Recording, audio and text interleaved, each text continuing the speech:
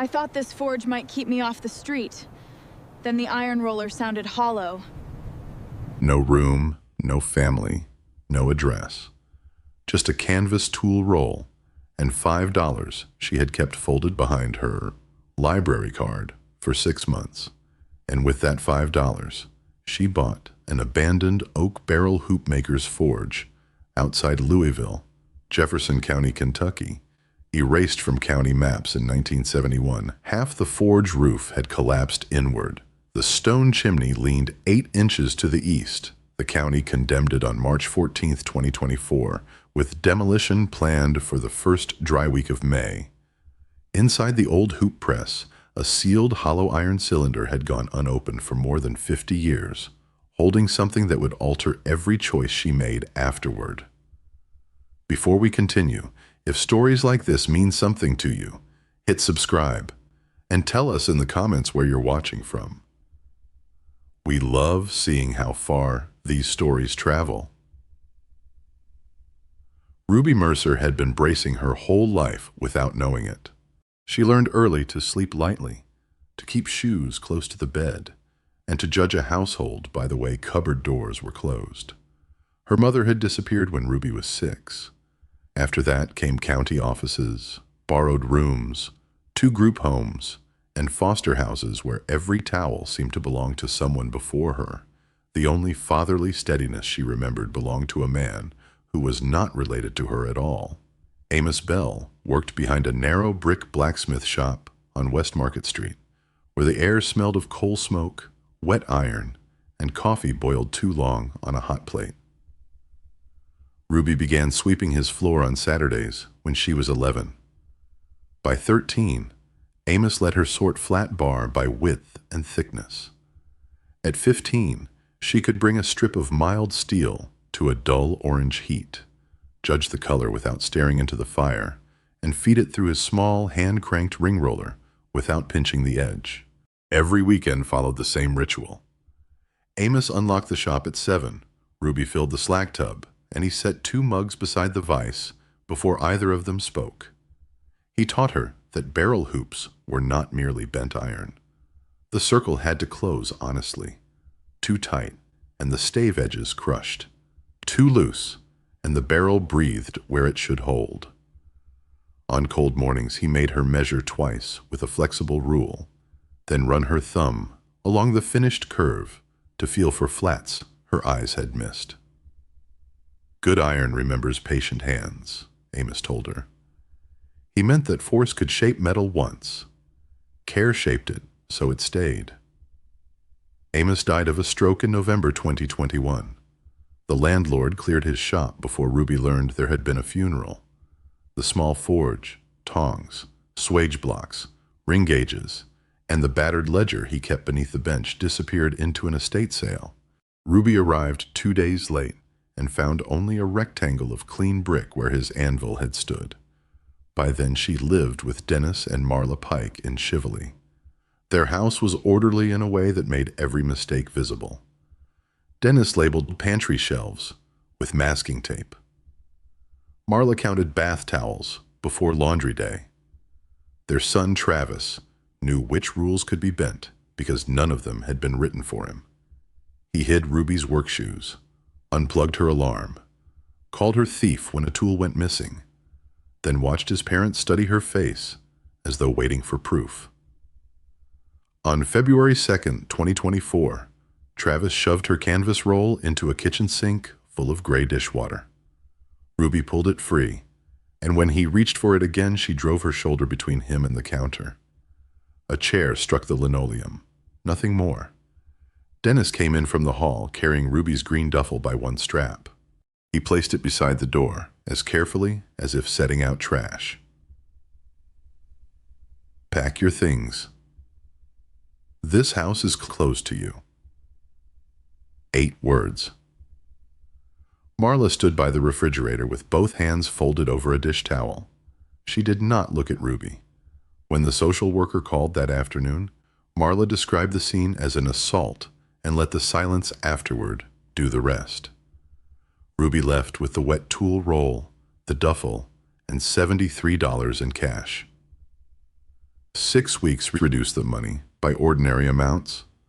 A bus from Chivoli to downtown cost $2. A laundromat near Preston Highway took 6 more when the duffel smelled of rain. She slept 3 nights in the women's shelter on East Jefferson Street, then left after her tools were searched twice. In New Albany, she spent 1 night behind a church fellowship hall, beneath an awning, listening to trucks cross the Ohio River. In Clarksville, she paid $18 for a hostel bunk and woke before dawn because the room door would not latch.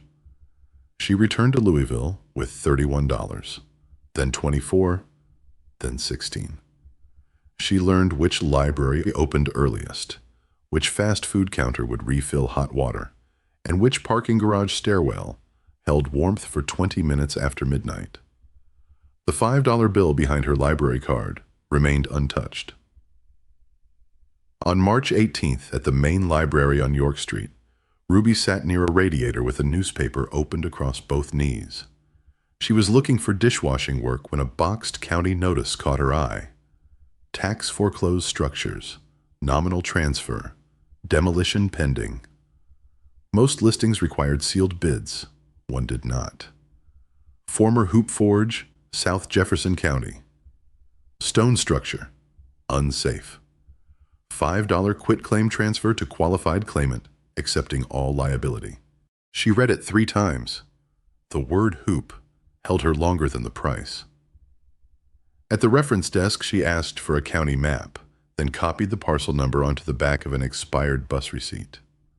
$5 could buy 2 meals if she was careful. It could also buy a door no one else wanted. Ruby folded the notice into her coat pocket and walked toward the county clerk's office before she could spend the bill on staying comfortable for 1 more night. By sunset, she would be traveling toward a ruined forge with no idea why Amos Bell's name was already waiting there. The bus left Louisville before noon, carrying Ruby south beneath a sky the color of unpolished pewter. She rode as far as Fairdale, then walked nearly 9 miles with the green duffel biting into one shoulder and Amos Bell's canvas tool roll tied across the other. Darkness caught her near a tobacco field, and she slept in the loft of an open hay barn with permission from a farmer who never asked her name. At 2 in the morning, the temperature fell to 29 degrees Fahrenheit. Ruby tucked her hands beneath her arms and listened to the cattle breathe below. By sunrise, she was walking again. The nearest settlement to the parcel was a small crossroads community locals, still called Ash Grove, though that name appeared on few modern maps. Along its main stretch stood Morrow Hardware, with galvanized buckets hanging beneath the awning. Doris Webb's Corner Cafe, Phelps Feed and Seed, a 2-chair barbershop called Martin's, and St. Luke's Pharmacy, with a faded mortar painted on the window. Ruby passed all 5 without going inside. She had $11 left apart from the folded 5. The county clerk's satellite office occupied the ground floor of a limestone municipal building 2 blocks farther on. Heat met her inside, with the smell of paper, radiator dust, and floor wax. Behind the counter sat a woman with silver hair cut square at her jaw and a yellow pencil tucked through it. Her brass nameplate read, Eleanor Hale, Deputy Clerk. Ruby placed the newspaper notice on the counter. Mrs. Hale looked at it, then at Ruby's wet shoes. You understand the county is selling liability, not shelter. Yes, ma'am. You understand there is no certified water service. Yes, ma'am. The structure is condemned and carries no occupancy approval. Yes, ma'am.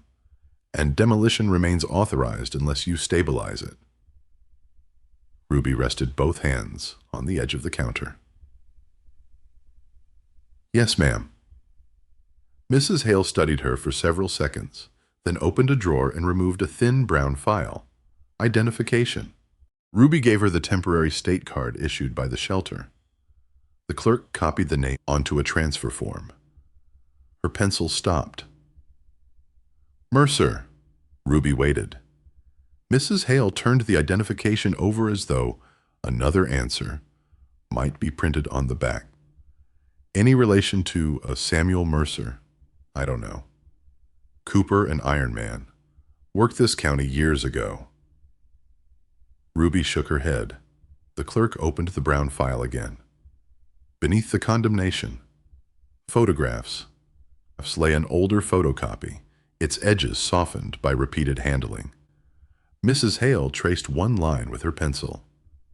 Property, transferred in 1968 from Mercer Hoop Works to Bell Iron Repair.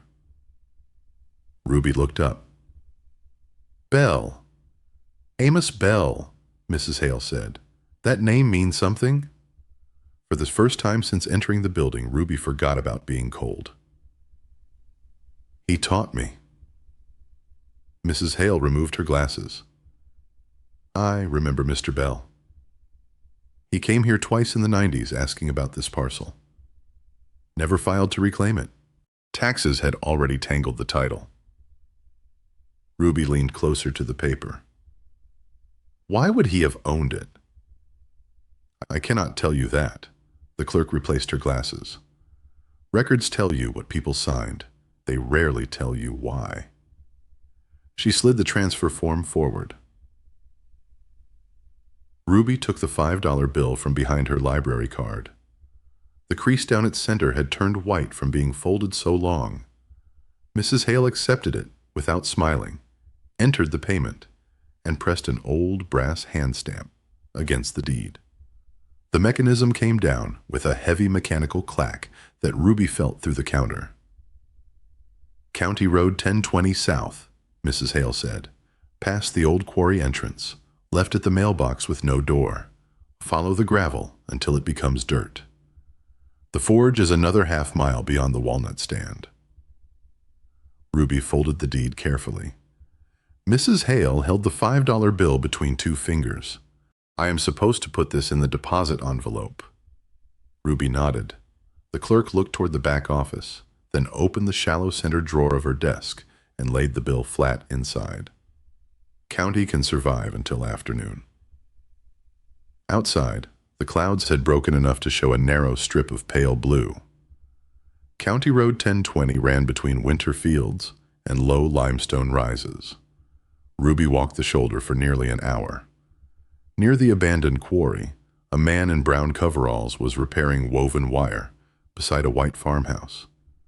An elderly red hound watched her from the ditch, lifted its head once, and returned its chin to its paws. You headed to the Bell place? The man called.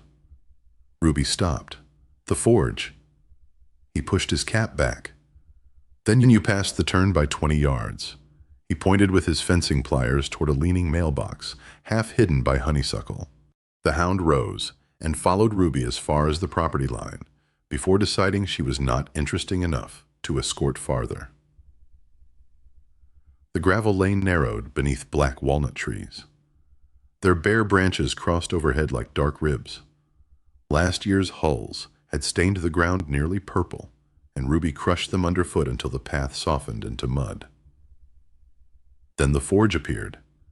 It sat lower than she expected, perhaps 36 feet long and 22 wide, built of rough limestone with brick repairs around the openings.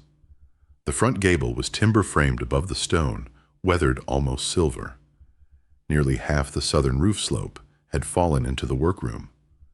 Cedar shakes remained along the north end, beneath newer strips of rusted corrugated metal. The chimney rose from the west wall, broad at its base and visibly listing east. Over the double doors hung a warped oak sign with only part of its lettering intact. Mercer, Hoop, and Iron. Ruby stood in the lane until the wind pushed through her coat. The front door resisted at first. She lifted while pulling, and the swollen lower rail scraped across the threshold with a groan that seemed too large for the building. Inside, the air tasted of limestone dust. Her first breath carried cold ash and mouse droppings. Somewhere beneath the fallen roof, water tapped steadily into a metal pan. Light entered through broken panes and thin gray bars. Ruby stepped onto pine boards darkened by age and heard one long creak travel beneath her heel toward the back wall. The front room had once been an office or receiving space. A counter leaned against one wall. A small cast-iron stove stood beneath a plugged flue, its top furred with orange rust. When Ruby touched the counter, grit clung to her fingertips, fine as flour. Through an interior doorway lay the forge room. The smell changed there. Even after decades, iron had its own dry mineral scent, sharpened by damp stone. Rusted barrel bands hung from pegs and lay nested on the floor in collapsed circles. A masonry hearth occupied the western wall. Beside it stood a heavy hoop rolling machine with 2 exposed wheels and a thick, horizontal cast-iron cylinder, blackened by old oil. Ruby did not approach it yet. She moved slowly around the room, testing each floorboard before giving it her weight. Wind passed through the roof opening and lifted a strip of old paper from the bench. The sound made her turn sharply. Nothing moved. By late afternoon, she found the hand pump well behind the forge, an outhouse listing toward a fence line, and a stack of dry walnut limbs sheltered beneath a sheet of tin. She ate half a peanut butter sandwich purchased at the pharmacy and saved the other half for morning. Night entered quickly through the broken roof. Ruby swept one corner of the front room with a ruined corn broom, laid flattened feed sacks over the boards, and put her coat beneath her head. She kept the canvas tool roll against her ribs. The building settled after dark in separate voices. A tick from the stove, a dry pop inside the wall, rainwater shifting in the pan. Farther back, something metallic gave a single low knock as the temperature fell. Ruby opened her eyes. She lay still and listened until silence returned. For the first time in 6 weeks, there was a door between her and the road. Strength is not just in the iron, but in what it holds together. By the third morning, Ruby knew which boards could carry her in darkness. The plank beside the front counter gave a short complaint. 2 boards near the forge door answered with a hollow double creak. The strip beneath the north window stayed silent. She learned these things because the hand pump well required 6 trips a day. Its first water came brown, then cloudy, then clear enough to boil after 30 strokes. The outhouse door would not close unless she lifted it by the latch. At night, she wedged a piece of broken brick beneath it against the wind. On the 4th morning, Ruby walked back to Ash Grove with a list folded in her pocket. Morrow Hardware was deeper than it looked from the road. Narrow aisles ran beneath pressed tin ceiling panels, and the place smelled of machine oil, pine handles, fertilizer, and the cinnamon candy kept in a glass jar beside the register. The owner was a broad man in his late 60s with one cloudy left eye and a carpenter's pencil worn flat behind his ear. Walter Morrow, he said when Ruby gave her name. She asked for chimney brushes, stovepipe cement, lamp oil, work gloves, and a bucket that did not leak. Walter looked at the money in her hand. "You at the old hoop forge?" "Yes." He leaned both palms on the counter. "Then you need more than that." "I know. How much more?" "More than I have." One corner of his mouth moved. He pulled a ruled ledger from beneath the register and wrote Ruby Mercer across the top of a blank page. "I'll carry $30. Ruby stared at the line. "I cannot promise when. I didn't ask when." He added the date. From a shelf behind him, he took a stained paperback titled Home Repair for Rural Properties and laid it beside her purchases. "That one's free." Someone left it here in 1998. Ruby bought a 6-inch wire chimney brush for $8.75, 2 pounds of stovepipe cement for $4.20, a pair of leather gloves for $6.50, a galvanized pail for $5.35, and 20 feet of 1/4-inch rope for $3.10. Walter wrote the balance beneath her name and closed the book. Back at the forge, she began with the chimney because Amos had taught her never to trust a fire path she could not see. The hearth flue narrowed 14 feet above the smoke shelf. Ruby tied the round wire brush to the rope, weighted the opposite end with a rusted hinge, and climbed carefully onto the remaining north roof. From a ladder she found behind the shed, she fed the brush down from the chimney crown 3 feet at a time, twisting it clockwise whenever it caught. Dry creosote fell first in brittle flakes. Then came black powder, 2 bird nests, and a strip of cloth so old it separated between her fingers. She worked for 4 hours. Twice, the brush lodged at the bend above the smoke chamber. Each time she climbed down, reached upward from the hearth with Amos's longest poker, and loosened the obstruction before returning to the roof. By mid-afternoon, nearly half a bucket of soot lay on the hearth floor. Ruby held a small mirror beneath the flue and angled it until she could see a pale coin of daylight at the top. She sealed 2 cracks in the stovepipe collar with cement, waited until the following morning, and built the first fire with walnut twigs no thicker than her thumb. The draft pulled upward immediately. Ruby watched the smoke for 10 full minutes before adding a split piece of wood. Nothing leaked from the joints. No smoke rolled into the room. The iron stove began ticking as it warmed. She set the galvanized pail on top with water, opened a can of beans, and warmed them in a dented saucepan she had found beneath the counter.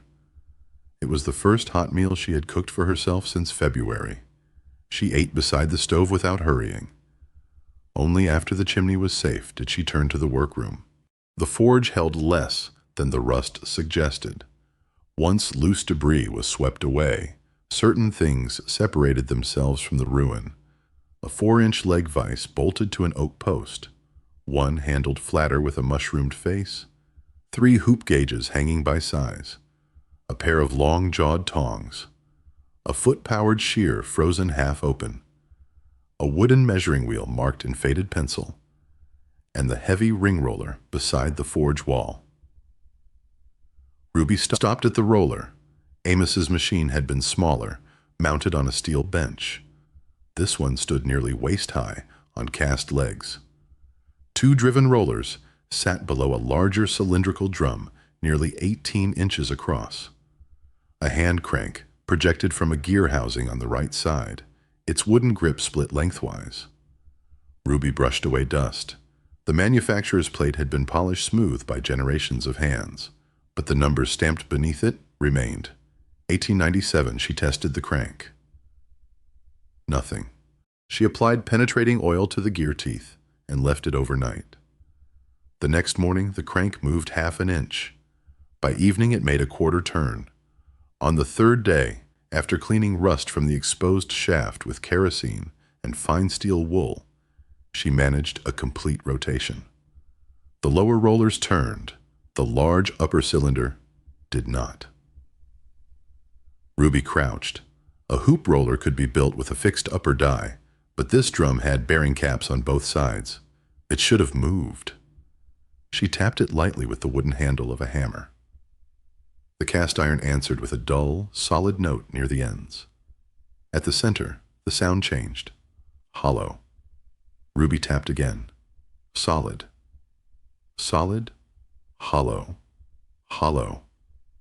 Solid. She stood, wiped her hand on her trousers, then gripped the cylinder with both hands and tried to lift the machine's front end. The frame shifted less than expected. Too light. Not light in itself. Wrong in balance. She remembered Amos weighing old anvils by feel, lifting one edge and judging what metal should do before measuring anything. Ruby removed the left bearing cap first. 3 bolts broke loose. The 4th required heat from a small propane torch Walter had loaned her against the account. Under the cap, she found a shaft end packed with grease hardened almost to wax. The right side looked ordinary. The left did not. Beyond the bearing was a circular cedar disc cut precisely to the inside diameter of the iron drum. Its face had been blackened with oil until it resembled metal from a distance. 2 small square holes sat opposite each other near the edge. Ruby touched the cedar with one finger. Dry. She did not pry it. Instead, she found two finishing nails on the bench, bent their tips inward, inserted them into the holes, and pulled evenly. The disc moved perhaps 1/16 of an inch. Air escaped from behind it. Ruby stopped breathing. She worked the disc outward slowly, shifting each nail no more than a fraction at a time until the cedar plug came free into her hands. Inside the cylinder was darkness and the smell of old cloth. She carried the oil lamp closer. The first package lay wrapped in waxed canvas. Behind it rested a second. Then a narrow tin box fitted tightly against the curve. Ruby removed the canvas bundle with both hands and set it on the bench. She unfolded one corner. A hammer appeared first, smaller than a common blacksmith's crosspeen, and balanced beautifully in the hand. Beneath it lay a pair of slim hoop tongs, a forge punch, two round sizing gauges, and a worn steel divider.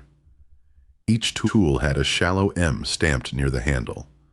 The second package held flat iron samples tied with cotton cord, each labeled in pencil by width, gauge, and barrel size. The tin box came last. It was heavier than the others. Ruby lifted the lid. Paper currency filled most of one side, bundled in wax paper rather than bank straps. Coins occupied 4 cloth sacks. Beneath them lay a tarnished military medal suspended from a faded ribbon. Ruby turned it beneath the lamp. 18. She placed it separately on the bench. Then she counted. The bills required 3 passes because she did not trust the first total. The coins took longer. There were Morgan silver dollars, Walking Liberty half dollars, Indian head cents, and a smaller group of buffalo nickels darkened nearly black around the dates. Ruby arranged them in rows of 10, wrote subtotals on the reverse side of an old feed invoice, then counted every row again. $42,300. Exactly. She sat down, not because her knees failed, and not because she knew what the money meant. She sat because Amos had taught her that when a measurement seemed impossible, you stopped moving until you had checked the tool, the surface, and yourself. So Ruby checked again. The amount remained $42,300. Under the final layer of currency lay a leather journal and one sealed envelope. Her name was not written on it. Nothing was. Ruby held the envelope beneath the lamp, then placed it back on top of the journal. She could have opened it. Instead, she returned the money to the tin, wrapped the tools again, and carried only the journal and unopened envelope to the front room. She set them beside her bedding, where she could see them. Outside, night had settled over the walnut trees. Ruby walked behind the forge to the low ground beyond the well. Rain from the previous week had gathered there in a narrow drainage creek, moving slowly under the moon. She sat on a limestone block and watched reflected branches tremble whenever the current touched them. $42,300 was inside the building behind her. She did not yet allow herself to decide what it could buy. The medal remained on the bench. The tools had belonged to someone whose initial matched hers, and the envelope could wait until morning. Strength is not just in the iron, but in what it holds together. Morning came pale through the broken north window. Ruby woke before the light reached the stove. She fed 2 walnut sticks into the coals, heated water, and carried the unopened envelope to the counter. Only when she turned it beneath the window did she notice the handwriting. The capital B leaned backward. The lower loops were narrow and exact. Amos had labeled every steel drawer in his shop that way. Ruby sat down. The paper inside had been folded into thirds. My dear one, whoever you are, if you have opened this, then either the old roller has finally been broken for scrap, or someone patient enough to understand it has found what I could not bring myself to move. In June of 1993, Dr. Helen Voss at Jewish Hospital in Louisville told me I had pancreatic cancer. She gave me less than a year. I proved her wrong by enough months to become inconvenient, but not enough years to finish everything I meant to finish. This forge belonged first to Samuel Mercer, born in Bardstown in 1841. His father, Elias Mercer, made wagon tires and barrel hoops near Lebanon before the Civil War. Samuel came north to Louisville after the war and opened this place in 1872. His daughter Clara Mercer Bell, born here in 1878, kept the accounts and learned to roll hoops herself. Her son Daniel Bell took over in 1919 after his brother Thomas was killed in France during the Great War. Daniel's daughter Ruth Bell was my mother. 4 generations worked iron before the noise stopped. The trade closed on October 17, 1962. After that, this room stood silent for more than 30 years. There is a journal beneath this letter. Read it slowly.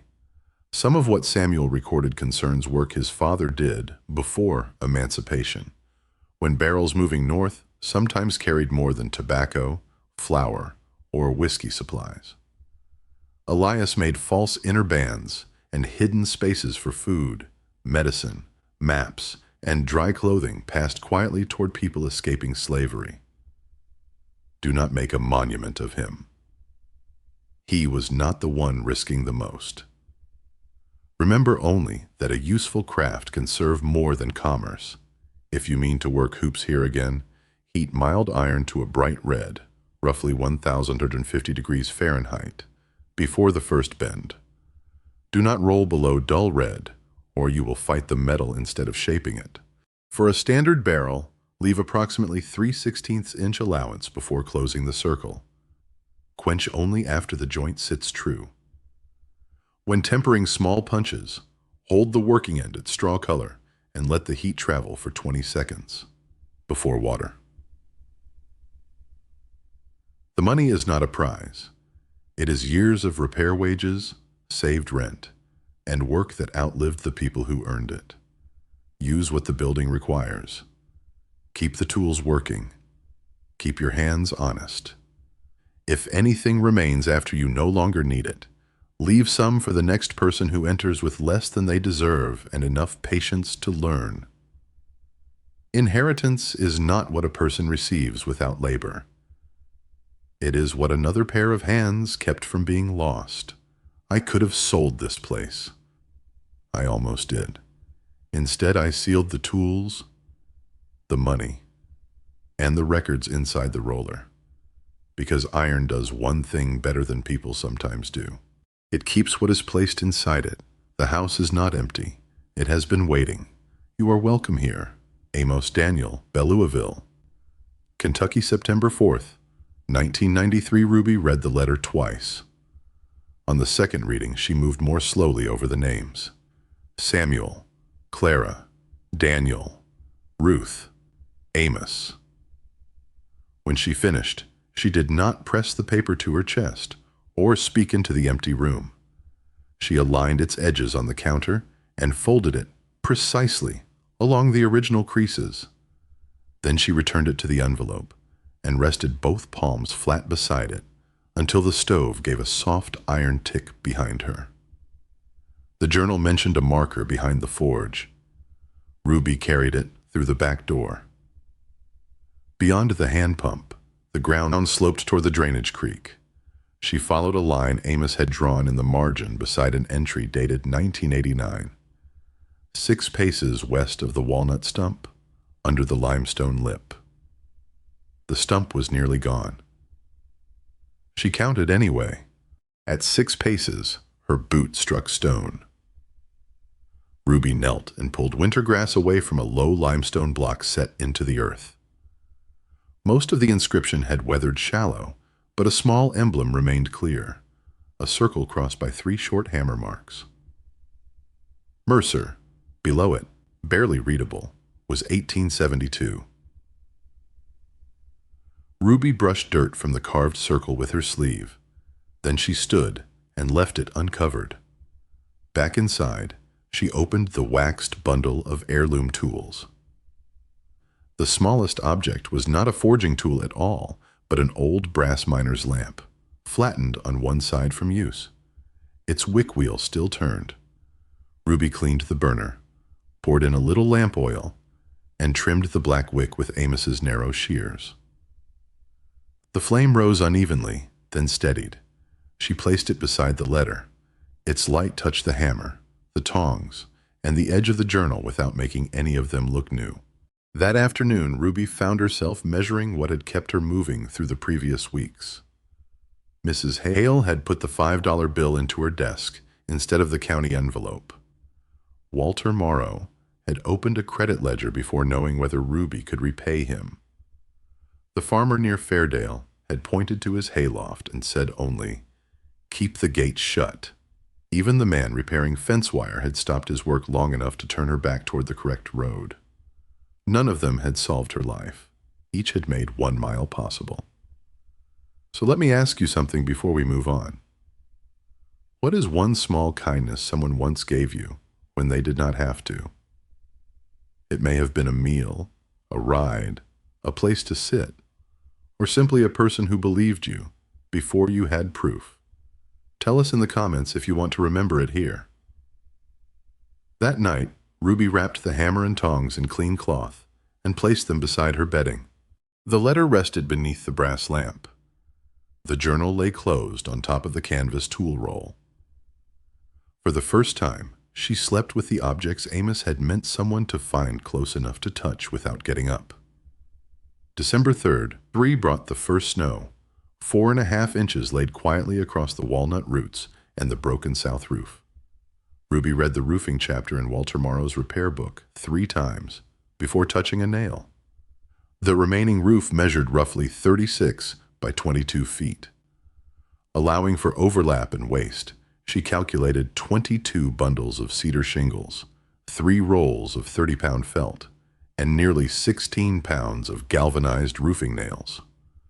Walter delivered the materials in his pickup and handed her an old roofing hatchet with a narrow pole and a handle darkened almost black. "My brother Earl's," he said. He stopped needing it. Ruby turned the hatchet once in her hand. A second man climbed from the passenger side. His name was Leonard Pike, 72, a retired roofer with 2 fingers missing from his left hand. He looked upward for less than a minute. "I charge too much," he said. Ruby's face tightened. Leonard climbed the ladder. "So today, I'm free." They worked 11 days. The worst rafter had split beside the chimney, so Leonard showed Ruby how to sister a straight 2x8 against it, clamp the new timber tight, then bolt through sound wood on both sides of the fracture. They snapped chalk lines across the felt to keep the shingle courses honest. Leonard drove every roofing nail in 3 short strokes: set, sink, finish. On the 4th day, he touched 1 nail head with the hatchet. "That nail's proud." Ruby raised the hammer. "Pull it." She did. By December 15th, the final ridge shingles were seated beneath a cold blue sky. Snow remained in the shadows, but no daylight showed through the roof when Ruby stood inside and looked up. In January, the chimney became the harder problem. Once the loose soot was gone, Ruby could see that freezing water had opened the mortar joints along the east face. Several bricks had spalled so badly their surfaces came away as red powder beneath her thumb. She removed only what had failed, numbered the salvageable bricks in pencil, and mixed hydraulic lime with washed sand for the outer joints. Around the firebox, she used fireclay mortar at roughly 1 part fireclay to 3 parts fine sand, mixed only wet enough to hold beneath the trowel. The work stretched across 3 weeks with daytime temperatures mostly in the 20s. Gloves made the joints clumsy, so Ruby often worked barehanded. Every 15 minutes, her fingertips went numb enough that she could no longer feel the mortar line. She would climb down, wrap both hands around a mug heated on the stove, wait for the ache to return, then climb again. Leonard inspected the crown once and said nothing until he reached the ground. "Water finds arrogance." Ruby looked up at the chimney. "So does smoke. On January 28th, she lit a test fire with newspaper, dry walnut, then 2 oak splits. Ruby went outside and watched the chimney. The smoke rose straight and clean. No gray thread escaped through the rebuilt joints. Late January belonged to the floors. Under soot, mud, and 2 layers of warped linoleum in the front room, Ruby found wide white pine planks fastened with hand-cut rose-head nails. She pulled each nail that stood high, labeled boards that required repair, and rented Walter's random orbit sander for $14 a day. The first pass was 80 grit. The second was 120. The third was 220, light enough that she could finally see the old saw marks beneath the worn surface instead of erasing them. Ruby vacuumed twice between passes and wiped the boards with a barely damp cloth. Then she rubbed in the first coat of oil by hand, waited overnight, added a second, and finished with a third thin coat before leaving the floor untouched for 48 hours. The change surprised her. What had looked nearly black beneath decades of grime opened first into dark honey, and then, where the grain ran dense around knots, toward mahogany. There was one morning when Ruby did none of it. She woke before dawn with the sander waiting beside the door, and simply could not make herself pick it up. She walked instead to the marshy bend beyond the drainage creek. A great blue heron stood there on one leg, gray-blue against frozen reeds, as still as hammered metal waiting to cool. Ruby sat on a limestone ledge until noon. She returned to the forge, ate bread and cheese, fed the stove, and left the tools untouched for the rest of the day. The following morning she resumed with 80 grit where she had stopped. February brought glass. 8 window openings survived. 3 had no glass at all. 4 held cracked panes that rattled in the sash whenever the wind changed. The 8th contained 1 rippled original pane dated in the old property notes to 1788, thin and imperfect, with a wavering surface that bent the walnut branches when Ruby looked through it. She refused to replace that pane. For the others, Walter showed her how to soften old glazing without forcing the glass. Ruby bedded replacement panes in thin ribbons of DAP 33 glazing putty, pressed them gently against the rabbet, set glazing points with the side of a putty knife, then rolled the final putty bead between her palms before tooling it into a clean bevel. The sash cords were worse. Several had rotted entirely inside the weight pockets. Ruby used 1/4-inch cotton sash cord, fed it over each pulley, and tied a figure-8 knot at the counterweight so the line would not slip when the sash dropped hard. She broke 1 new pane on the second window. The sound was small. Ruby stood over the shards for several seconds, then swept them into a bucket, walked back to Morrow Hardware, bought another pane on credit, and began again. By the last window, her hands no longer shook when she set the points. She had just finished tooling the lower right corner when a chickadee landed on a bare walnut branch outside. It hopped once, turned its black-capped head toward her, and remained there while Ruby drew the putty knife across the final seam. She wiped the blade on a rag. The bird lifted away. Ruby closed the sash. It stayed shut. By late February, the walls were ready for plaster. What survived was old horsehair plaster keyed between hand-split oak lath, and Ruby learned quickly that new material did not forgive impatience. 3 patches beside the chimney failed. The first cracked overnight, the second sagged, the third detached in one discouraging piece and landed on the floor. Walter brought her an old feed bag containing horsehair saved from his father's workshop. Ruby mixed it into lime plaster, pressed a scored scratch coat firmly through the lath, then laid a 3/8-inch brown coat over it. She waited the full 72 hours before touching the wall again. The finished coat went on only 1/8 inch thick, worked smooth with a damp steel trowel. She stood back from the repaired section. These patches will hold another 100 years. She did not know whether that was true. It was simply the first sentence she had spoken to the house, as though both of them might still be there to find out. People began leaving things at the forge. Doris Webb arrived first, although she never knocked. Ruby would open the front door in the morning and find a brown paper bag beside the threshold. Biscuits wrapped in wax paper, ham ends, 2 apples, sometimes a slice of chess pie folded inside a cardboard box. When Ruby finally caught her placing one there, Doris planted both hands on her broad hips. "I owe you." "No, I can pay." Doris shook her head. A narrow silver chain disappeared beneath the collar of her cafe apron. "Pay me in candles when the shop reopens." Then she walked back toward the road before Ruby could ask what shop she meant. Caleb Morrow came one Saturday on a red Schwinn bicycle, carrying a splitting maul across his handlebars. He was 16, long-limbed, with a cowlick that refused to lie flat beneath his cap. Without introducing himself, he began splitting the walnut rounds Leonard had stacked behind the shed. Ruby brought out $2.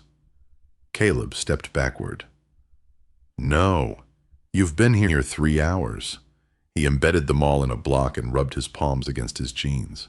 "My mother said. About your grandfather." Ruby looked at him. "Amos wasn't my grandfather." Caleb considered that, then shrugged. "My mother said anyway." He split another round. Reverend Boyd passed nearly every morning on his walk from the parsonage to St. Luke's chapel. He was a thin man with white eyebrows and an ash walking stick polished where his palm rested. He never entered unless invited. He simply tipped his hat whenever Ruby was outside. One cold morning she was carrying mortar when he paused at the gate. He looked at the rebuilt chimney, then at Ruby. "Keep her warm, Lord." 4 words. He tipped his hat and continued down the road. Ruby had postponed the cellar from the beginning, and February 11th was the day she finally opened its swollen plank door. 7 granite steps descended beneath the rear room. The cellar measured roughly 12 by 15 feet, with a fieldstone floor, damp at the edges, and dry toward the center. Ruby carried Amos's brass lamp down first, then a broom. At the center lay a dressed granite slab, unlike the surrounding stones. Its surface bore the same circle crossed by 3 hammer marks that she had uncovered behind the forge. Ruby swept around it. She did not lift it. There was enough hidden beneath this property already, and the stone had waited longer than she had been alive. Under the 3rd granite step, her broom caught something. Ruby knelt and reached into the narrow cavity. An oak box, scarcely larger than a paperback book, had been wedged behind the riser. Inside lay a brass key. Its bow had been forged into a perfect hoop, crossed by 3 small hammer marks. Beneath it was a tintype wrapped in cloth. The photograph showed a young woman standing outside the forge in summer. She wore a long, pale skirt and a work apron. One hand rested on a hoop hammer.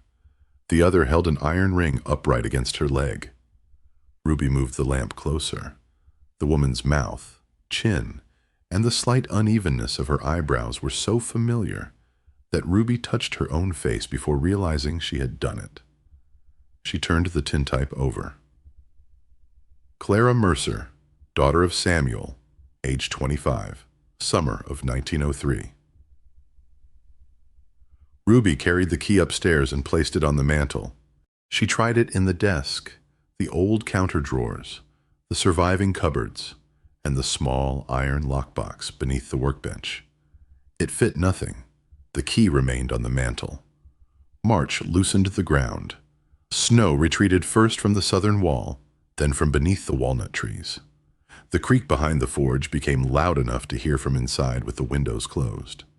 By April, the branches carried pale green catkins, and the floorboards warmed beneath Ruby's bare feet in the mornings.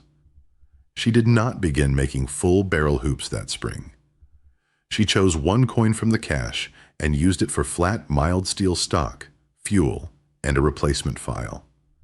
She cut short practice lengths and worked on heat, curve, overlap, and closure. Some rings twisted, others flattened where they should have remained round. She kept them all. The house was patient. So was she. 2 winters later, on December 7th, 2024, Ruby heated a 36-inch strip until its surface reached a clean, bright red. The forge had become quiet enough that she could hear the coal settle beneath the blast. She brought the iron to the roller, guided the first curve through with both hands, adjusted the upper die 1/4 turn, and passed it again. The ends approached without crossing.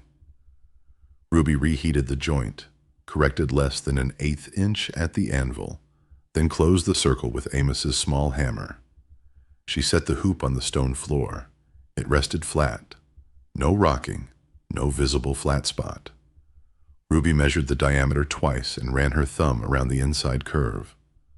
The first complete hoop she had ever made alone was not perfect. It was true enough to work.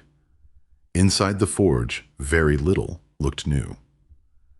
The white pine floors carried old nail shadows beneath their oil. The repaired plaster remained uneven where 19th century lath pushed close to the surface. 8 windows held against the wind, including the rippled 1788 pane. Amos's brass lamp stood on the mantel beside Clara's tintype, the unopened mystery key, and one of Ruby's failed practice rings. The key waited nearly another month. Its answer came because Leonard Pike told Ruby to trim dead growth from the largest walnut before ice brought a limb down onto the roof. She worked around the trunk with a pruning saw until a patch of moss peeled from the north side, exposing something that was not bark. A narrow brass plate had been set into the tree decades earlier and nearly swallowed as the trunk expanded around it. At its center was a tiny keyhole. Ruby went inside. The key from the cellar turned once. Behind the plate was a cedar-lined cavity, protected by a fitted copper sleeve. Ruby reached inside and removed a cloth bundle, no larger than 2 hands together. A folded American flag lay within it. 48 stars. Under the flag was a note written by Clara Mercer Bell, November 11th, 1918. The armistice had been announced that morning. Clara wrote that church bells in Louisville had rung until people stood in the streets, listening. Her younger brother Thomas would not hear them. He had died in France before the war ended. She had folded the flag for him anyway. The final lines were brief. If Daniel comes home, give him the shop. If he does not, keep the tools from rust and teach whoever asks, without first asking what family they belong to. Work is too necessary to be guarded by blood alone. Ruby read the note beneath the walnut tree. Then she folded it again and returned it to the flag. On November 11th the following year, she carried the 1918 medal from the iron roller to Zachary Taylor National Cemetery in Louisville. She did not arrange a ceremony. She found the grave named in Amos's journal, cleaned a few wet leaves from the stone, and placed the medal against its base, while the Veterans Day flags moved in a light wind. She remained until noon, then wrapped the medal again and brought it home. The money changed more slowly than the building.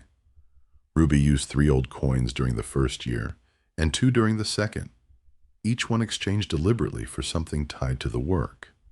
Steel, coal, a new leather apron, refractory brick, and replacement bearings for the roller. She earned enough from repair jobs to pay Walter's ledger and most ordinary expenses without entering the bundles of currency. One winter evening, she opened the iron cylinder again. She placed the remaining cash inside a new waxed canvas wrapping, added a handwritten inventory, and slid the cedar disc back into position. Across the inventory, she wrote 4 words. For the next one, she did not seal it permanently. A person who knew where to listen could still find it. The forge reopened without an announcement. Ruby wrote on a plain index card, Mercer hoop and iron barrel hoops, small repairs, hand work Saturdays. By appointment, Doris pinned it to the corkboard beside the cafe register. The first order came from a man repairing an old cider barrel. The second was for 6 decorative iron rings around planter tubs. A cooper outside Bardstown asked whether Ruby could reproduce a narrow hoop, no longer stocked by his supplier. By spring, more than 40 names had accumulated on a mailing list Ruby kept in Amos's old ledger. There was no website. People telephoned Doris when Ruby's line failed. Doris wrote messages on napkins. In May, Caleb returned up the lane carrying a plank across one shoulder. He had grown enough that the old Schwinn now looked too small beneath him. The plank was black walnut, planed by hand, and carved with letters Ruby could not see until he lowered it against the front wall. Mercer Hoop and Iron and Daughters. Ruby read the second line twice. You spelled something wrong. Caleb shook sawdust from his hair. No, I didn't. There aren't any daughters. He looked toward Clara's tintype, visible through the open door. Was one. Ruby folded her arms. That does not make the grammar work. Caleb lifted one end of the sign. It will. They mounted it beneath the old weathered board. The following winter, Ruby began another letter. She used ordinary cream paper and Amos's fountain pen, which Walter had found in a drawer of the old hardware office. She dated the first page but left the final line blank. My dear one, whoever you are. She stopped there for several minutes. Then she wrote about the roof and the chimney, not because those repairs were extraordinary, but because somebody coming after her might need to know where the sistered rafter ended. She described the roller bearing that ran hot in July. She recorded the plaster ratio. She explained where Walter's ledger was kept and why Doris would refuse payment for food if allowed. She wrote that some of the money remained. She did not write how much. Instead, she wrote about the work. Do not hurry the iron because you are afraid of losing the heat. Heat can be restored. A bad curve takes longer. She paused, looking through the 1788 pane at the walnut branches. Then she added one more line. Do not confuse being alone with having no one behind you. The old forge was quiet, except for the stove and the creek beyond the wall. Strength is not just in the iron, but in what it holds together. Ruby folded the unfinished letter once and placed it beneath Amos's inside the tin box, leaving room for pages she had not yet lived long enough to write. Outside, evening gathered over the rebuilt roof. A new barrel hoop cooled beside the doorway, contracting by degrees too small to see. The walnut tree moved above the creek, and the hand-painted sign swung once in the wind before settling. The oak barrel hoopmaker's forge waits. It has always waited. Back in the county clerk's office, Eleanor Hale retired the following spring. On her final afternoon, she emptied the shallow center drawer of her desk. Pencils, paper clips, 2 peppermint wrappers, a brass key tag, and one $5 bill folded white along the middle. Mrs. Hale looked at it for a moment. Then she placed it beneath the drawer liner before closing the desk for the last time.